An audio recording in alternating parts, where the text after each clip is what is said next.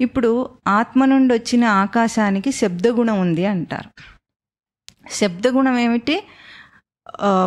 నిశ్శబ్దం ఆధారమైన శబ్దం. శబ్దం అంటే ఎప్పుడు కూడా శబ్దాన్ని శబ్ద రూపంలో గ్రహించకూడదు. అది నిశ్శబ్దాన్ని వ్యక్తం చేస్తుంది. శబ్దం వచ్చింది అంటే ఏం చేస్తుంది? అది నిశ్శబ్దాన్ని వ్యక్తం చేస్తుంది. అందుకే ఓంకారం యొక్క విలువ అదనమాట. మనం గంట ఉపమానంతో చెప్పుకున్నాం. గంట మ్రోగించినప్పుడు ఎట్లా ఉంటుంది? పెద్దగా ధ్వని వస్తుంది. ఆ మ్రోగిన ధ్వని మారుతుంది, మారిన ధ్వని వస్తుంది. ఆ మారిన ధ్వని మళ్ళీ ప్రతిధ్వనిస్తుంది. ప్రతిధ్వని ఇచ్చి నిశ్శబ్దంలోకి ఎట్లా వెళుతుందో అట్లాగే ప్రతి మాట ఓంకారం అంటారు స్వామివారు. అంటే ఎట్లాగంటే పైనుండి పలకాలట. అందరూ ఏం చేస్తారు? మింగేసి మాట్లాడతారు. అట్లా కాకుండా నాభి నుండి రావాలి.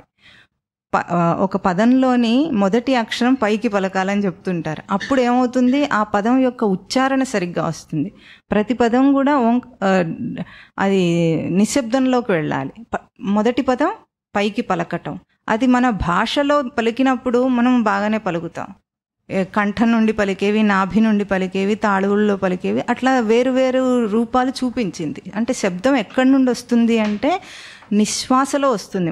మనం ఊపిరి పీల్చుకున్న తర్వాత గాలి వదిలే నిశ్వాసలో శబ్దం వస్తుంది. ఈ శబ్దం ఏం చేస్తోంది? నిశ్శబ్దంను మనకు గ్రహింపుకిస్తోంది.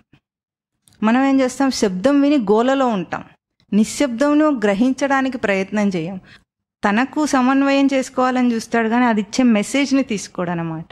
అందుకే మనిషికి ప్రతి క్షణం ఈ సచ్చిదానంద స్మృతి స్వరూపాన్ని గుర్తించటానికి అవకాశం ఎక్కడ అంటే ఏకాత్మ ప్రత్యయసారం అన్న పదంలో ఏం చూపించింది?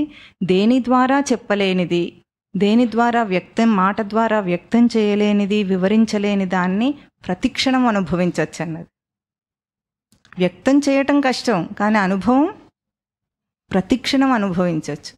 ఎట్లా? ఇంద్రియముల గ్రహింపుల ద్వారా. ఇంద్రియాల గ్రహింపు ఏమిస్తుంది? మనకు ఆత్మలక్షణం గ్రహింపిస్తుంది. అంటే ఆ నిశ్శబ్దాన్ని ట్రిగర్ చేస్తుంది. మన లోపల ఉన్న శబ్దం ఏం చేస్తుంది? నిశ్శబ్దాన్ని ట్రిగర్ చేస్తుంది. అక్కడి నుండి ఏదొచ్చిందో అదే చేరుతుంది, కానీ మధ్యలో వచ్చిన శబ్దం కానీ మాట కానీ ఏది మనకు ఉండదు. ఇది మనం గ్రహించకుండా ప్రవర్తించడం అనేది జీవుడి తప్పు.